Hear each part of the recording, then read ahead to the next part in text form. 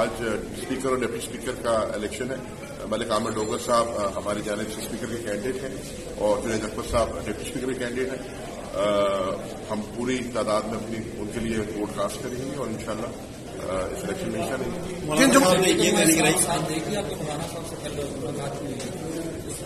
مولانا صاحب کو ہم نے درخواست کی ہے، لیکن آپ کو پتا ہے مولانا صاحب اپنی مرضی کے مالک ہیں.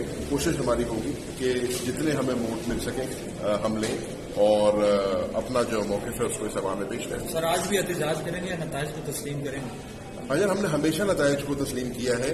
نتائج کو تسلیم کرنا اور احتجاج کرنا دو مختلف چیزیں ہیں. احتجاج کرنا ہمارا ایک آئینی اور جمہوری حق ہے، وہ ہم کریں گے.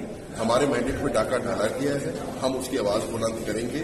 آج بھی ہمیں لگتا ہے اس ایوان میں 70 سے زائد ایسی سیٹیں ہیں جو پاکستان تحریک انصاف کی ہونی چاہیے تھی، ہماری ہونی چاہیے تھی. اس ایوان میں ابھی بھی سب سے بڑی پارٹی ہم ہیں. تو احتجاج کرنا ہمارا حق ہے. احتجاج کوئی بری چیز نہیں ہے اور اس کو بری نظر سے نہیں دیکھنا چاہیے.